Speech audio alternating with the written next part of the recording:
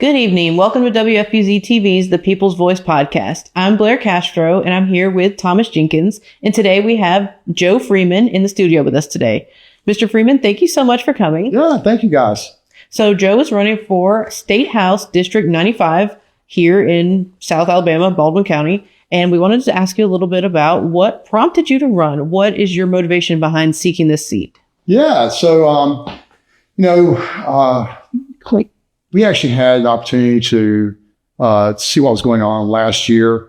They reached out to a couple of delegates and kind of realized, everybody was on kind of a separate page when we went to Montgomery. And that we were reaching, the Farmers Federation reached out to us and interviewed with us and kind of saw to see if we were even interested in running. And at first, we really weren't.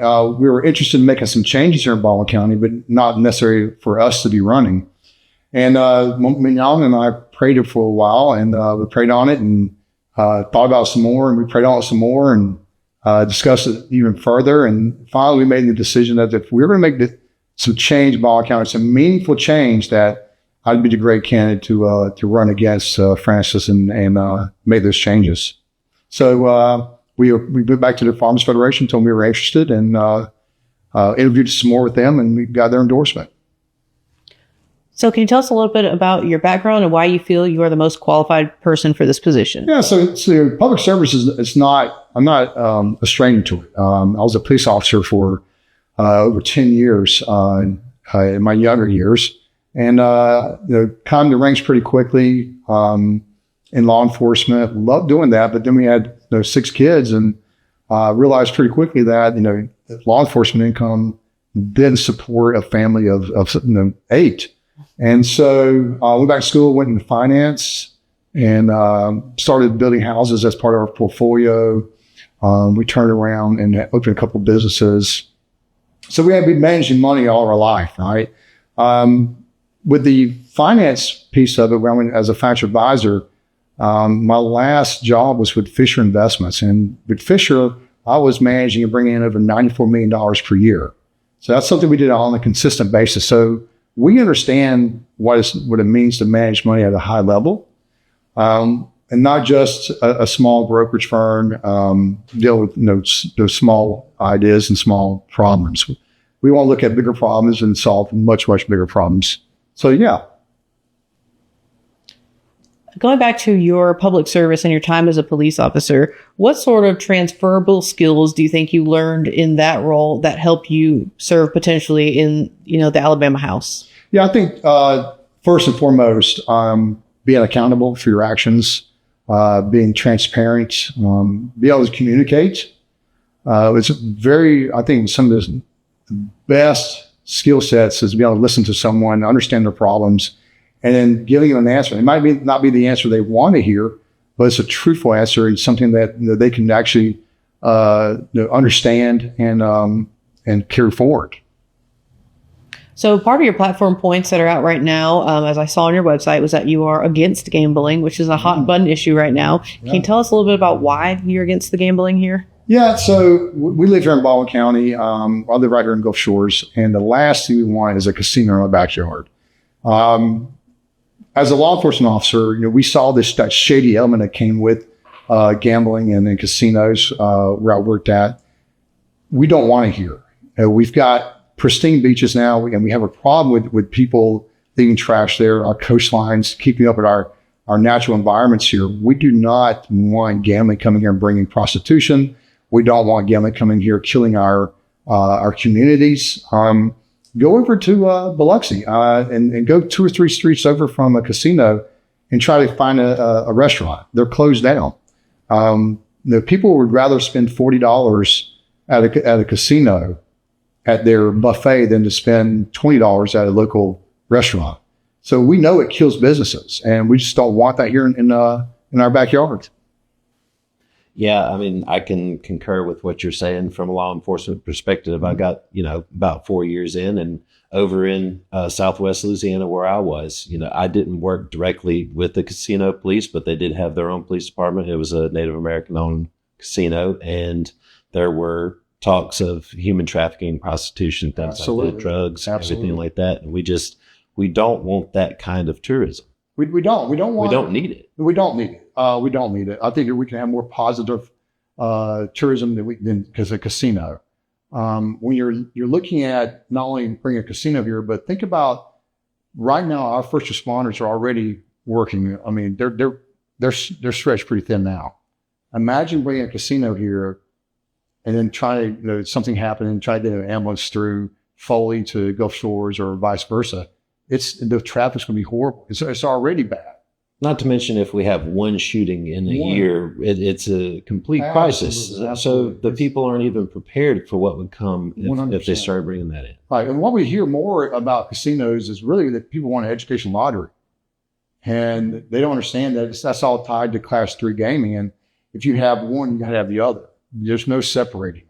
Right. Again, as a resident from Louisiana, they have a lottery. I didn't see any trickle-down effect in the town that I was in, very poverty-stricken. Actually, that police department dissolved because of budgetary issues. Yeah, and did he save it? Yeah, 100%. They, Auburn University did a research paper with gambling and casinos and education lotteries throughout the United States. And what they found is that very little money actually goes to the classrooms. Most of it goes to the general fund to shore up failing programs already. So the classrooms get very little bit of money. I wanted to ask a little bit about what you would consider good tourism. Something I'd like to see, since we're in this very beautiful part of the state, actually one of the most biodiverse actual counties within Alabama. There's a lot going on here, and people are upset that a lot of it's getting developed over. So what are some thoughts you have on the development currently, and how do we tap into preserving some of that in an ecological standpoint, perhaps for a tourism? Yeah, I guess one of my hot buttons is Fort Morgan. I'm from this area, so driving down to Fort Morgan down 180, once you get outside of Gulf Shores, it doesn't look much different than it did back in 1980, their late 80s, early 90s. It's still the same, and we want to preserve that. If you're bringing in more tourism and the numbers keep going up, we got 32 miles of beaches. We got 8 million people coming per year. It's going to start tapping and harming our natural resources. So we've got a bit plans in place to protect our natural resources like Fort Morgan, Bossacore, Ono Island area, and still be able to have the recreational availability, so to speak. Does that make sense? Yes. Yeah. And I know that tap them together. I know that Fort Morgan gave you a donation from their group, and I just wanted to ask a little bit about what that meant to you, or what did you feel when you got that? Yeah, so I tell you, we're so blessed. Fort Morgan, that endorsement meant more to me than pretty much any endorsement we've received so far, because the way they fund that PAC is through their actual earnings, their retirement funds, their working funds. They actually put that money together and offered to us to support them and to represent them. It was just unbelievable. I mean, I'm losing words because I still get worked up about it. It's not coming from Montgomery. This money came from individuals that have worked all their lives, put this money aside, and said, "Hey, we need to do something here for Morgan to protect us and for someone to hear us and hey, know that we have a voice here." And they put this money in this PAC, $10,000, and it just blew me away. They put that much money, that much faith in what we actually can do for them. Fort Morgan really is like a forgotten jewel of this area, and really is often neglected. And in terms of representation and having a voice in the House, people have just ignored them in the past. So I think it would be nice to have someone who wouldn't ignore Fort Morgan or anyone that they're representing and actually take their values and beliefs and carry that forward. Absolutely. I think that if a district, part of a district, if they want something in that district, and the majority of the constituents are wanting to, we should give it to them. We should work as hard as we can for Fort Morgan, just like we did for other parts, Bossacore. We should be able to work just hard for Fort Morgan as we do any other part of our district. Simple as that. Everybody should have a voice. Everybody has a God-given right to say, "Hey, I need help," or "Hey, can you help us over here?" and have representation. So how far up does District 95 go exactly? Like, what is the boundaries? Very unique. So if you're going up 59 north, everything to the left is in District 95, all the way up to pretty much up to the airport area, but it stops at 65. So County Road 65. So it's a very small area between County Road 59 and County Road 65. So it's like a little sliver that goes up and then cuts off. Then it comes back down to roughly County Road 8, back over to the Beach Express, back up to County Road 20, and then takes 20 straight down through Mifflin area. It kind of skirts below Alberta, back up to 98, back to Highway 90 or County Road 97 to the water and back around. Those are interesting lines. I'm still like learning that all every day. I learn something new. Like, oh, this is in that district, or yeah. The maps don't give it justice, I promise. So what other concerns are coming across your desk besides the gambling issue? Yeah, so we started out. Our platform was gambling, and then we went. We also were supporting proud law enforcement. You want to make sure our first responders have the equipment to be successful in their jobs, making their jobs easier. I never want a firefighter to go into a burning building with the thought of, hey, do I have the best equipment? Absolutely. Or a police officer get into a firefight thinking, I don't have the best equipment. I want to make sure that everyone that's in our first responders has the best equipment. They feel comfortable with it through training, and make sure we're backing them like we need to be backing them. So that's a soft spot in my heart too when it comes to law enforcement, and first responders, firemen, EMS, dispatchers, so forth. Another platform we kind of jumped on is the growth. We want to make sure we have responsible growth. People call it smart growth. I think that's kind of a oxymoron. Growth is here already. If you don't believe me, you go to 59 and sit at a stoplight. You cannot tell if it's summer, spring, winter, or fall. It's here. Now, what we need to do is probably start talking to these cities about having moratoriums on building and kind of get it under control. I'm not saying that is the answer. I'm saying it should be discussed. We've got to get the infrastructure put in place ahead of time before we start continue our building. We got to have housing. It's coming. We can't stop the growth, but we need to start controlling it more.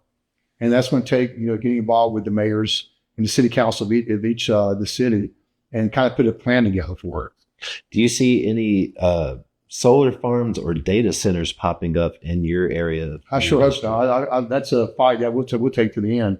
We don't need that type of thing here. That seems to be popping up everywhere. Yeah, we're totally against it. I don't think putting a solar farm in this area,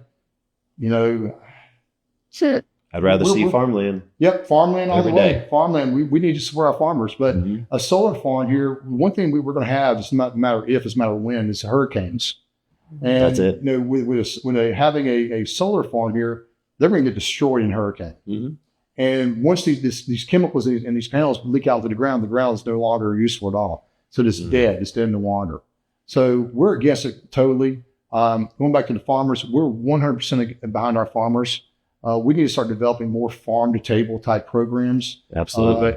But for us, and also going into the school systems, we got to start in restaurants. We've got to start supporting our farmers.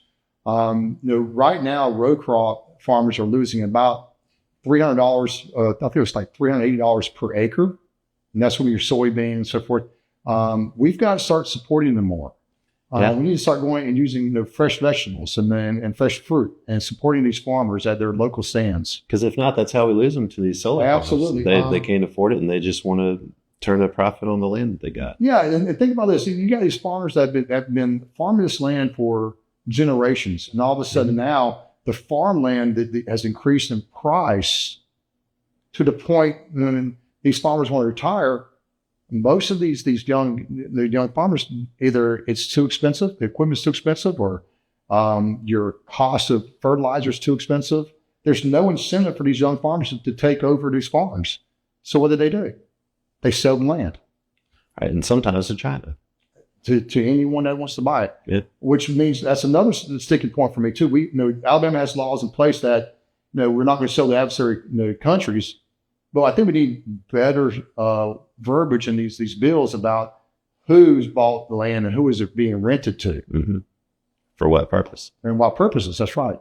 Yeah, there's a lot of loopholes. We've been learning about that a lot. I feel like I've learned so much about farming and farmland and how I see it as a really big problem too, because that's kind of how you take over a country. You take over their food, or you limit their food, or you take away that access and the learning of what's behind it.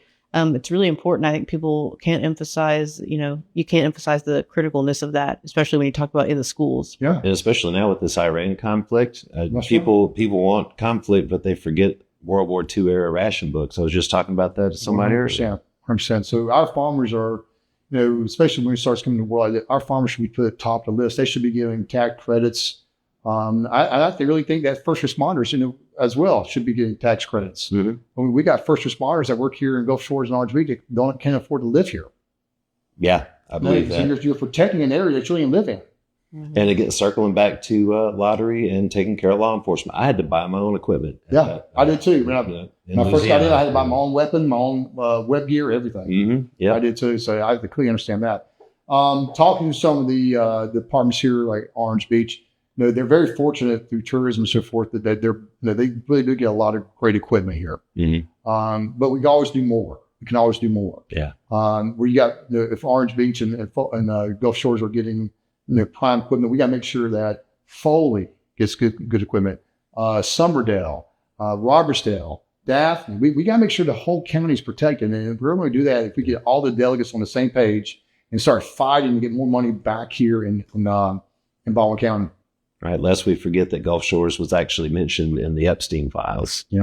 We have to be equipped and able to protect people from human trafficking and 100%. terrorism, any kind of threat. 100%. I think talking with our sheriff's departments that they do a good job of getting trained. Mm-hmm. What I feel like we're lacking when it comes to law enforcement, fire department, teachers, is that they're not getting paid enough. Absolutely, they're not getting paid enough. I had the opportunity to talk with our current sheriff, and Sheriff Lowry, and he told me that the average deputy makes $26 an hour here in Baldwin County. And then it really strikes concern with me because we've got roundabouts going in the county that's costing $4 million. right. Yeah. And then I learned that we've got traffic signals that we're buying here in Baldwin County at $1 million a pop. That concerns me. Why are we paying our teachers, our firemen, our rescue, our dispatchers, police officers more money to keep them here in the county? So they're not out there looking for more jobs in larger cities. We actually can train them and keep them here, which is cost effective for our towns and our counties. It's more cost effective to keep our people here. Right. Yeah. People forget that training costs taxpayer money. Absolutely. You want to retain your talent. Absolutely do. So we want to retain that talent. We don't want them to leave, but we got to give them incentives. So, I don't know if that comes from, giving them a tax relief, on a portion of their pay, or giving them some kind of stipend to stay here on the island. Mm-hmm. But we got to figure something out. I think, if you're looking at, no matter if they're running for office or not, I think that the consensus is we got to pay them more. Yeah. It doesn't matter if you're running for office, you're not running for office. When you start talking to the public, it's a concern. Mm-hmm. The problem is it falls on deaf ears sometimes. And we got to get that, we got to put it back in front of us and make it a focus point that we need to bring more money back to Baldwin County. We need to take care of our people here in Baldwin County. It all starts here in Baldwin County. And if we're representing our districts here in Baldwin County, we can make it happen once we get on the same page. And I think that you can get on the same page once the right people are in office. And that's the reason they're running. I wanted to ask about your party affiliation and your background. So you are a Republican running this Republican primary. I'm a conservative Republican, yes. Yes. What does that mean to you exactly? So I think that, we should not, government should not be telling us what we should and should not be doing a lot of times, especially when it comes to vaccine mandates. I don't feel like I should be told to take a vaccine. I just don't. I think that that's between me and my physician. Simple as that. I think that, when it comes to being pro-life, I am very pro-life. That's my stance. I think that the very simple things like our library situation. I do not think kids should have access to sexually explicit books in the library. I just don't. I think that it should be in the adult side. If the parents think that, hey, my child is mature enough to read this material, I will check it out for them, and we'll do it at our home and online. I don't think the child should just be going through the library and open up a book and there you go. And it's got a lot of pictures in there showing us something they shouldn't be learning at 10 years old or 12 years old or 13 years old. Mm-hmm. So I'm guessing you don't believe in puberty blockers and Absolutely not. No, absolutely not. Absolutely not. 100%. Look, when my 10-year-old says, Dad, can I drive a car? Absolutely not. Dad, can I smoke a cigarette? Absolutely not. Dad, can I go see a rated R movie? Absolutely not. We should not be giving our kids the opportunity to make these decisions. They don't know enough. They're not mature enough. And you don't want to, I assume, take our guns, right? What's that? You don't want to take our guns, right? No, I'm pro-life. Here's a funny story. When Mignon and I first got married, being ex-law enforcement, we have weapons at our house. And we were having dinner with the boys one night, and the boys were bringing up what type of weapon they wanted to inherit from me, for me to give them. And Mignon was like, wait a minute, we have guns at the house? And she was like, I was like, yes, we do. And they're very hidden, and they're very insecure places that we know about and have access to. And then we got home, and Mignon was in the bathroom, and she come walking out, and I had every weapon laid out across our bed, and she was blown away. I said, "What do you think these boxes of ammunition are in our garage?" She on this big stand, and she's like, "I had no idea what that was." And so, yeah, we're very pro-gun. We love door shooting. The kids love it. We practice handgun safety. My kids hunt. So yeah, we are very Second Amendment friendly. At the end of the day, I just want the voters to remember that now's the time to make a change. That if you're sitting there complaining about what's going on, or you've made phone calls and not had anybody respond to you, that's about the change. But you can only make that change. May 19th is the day to make that decision. If you want better representation, look around what you have now and decide, do I want better? If you want better, then vote for Joe Freeman, vote for these other candidates that will make a change. And it will stand up to the silliness that's going on now. So you intend to be accessible. So every business card I give out, I give my personal cell phone number. It's the same number my mother calls me on, and she's too old to learn a new number. So we're not changing that number. So they get my personal cell phone number, my email, and I tell folks that you'll get a phone call within 48 hours. Yeah. And so far, we've actually done that. I've had speaking events in neighborhoods, and we get back. We got 5 emails and 3 phone calls, and everybody gets a phone call back. So yes, we're very accessible. Will be. I can't do my job right in Montgomery if I'm not hearing from my constituents. And if I'm not doing a good job, I expect somebody to call me and challenge me on it. I want to have that conversation with you. I want to be able to say, hey, this is how we voted. This is the reason why. Mm-hmm. And the biggest thing is that, hey, what you probably don't know is that we had to vote this way because the alternative wasn't a plan. It was better than the alternative. Mm-hmm. And to be able to have that open dialogue. Can you tell people where they can find you out online, make a donation, and learn more? So you can go to votejoefreeman.com, votejoefreeman.com, and you'll see our platform there. You'll actually see a way to donate money to our campaign. Everything's appreciative, $5, $10, $20, $30. It's all appreciative. It keeps the campaign going, keeps the signs up and get repaired. But yeah, we would appreciate anything you give to us. All right. Thank you so much for coming here today. Yeah, thank you. If you guys are interested, it's votejoefreeman.com, and the primary is on May 19th.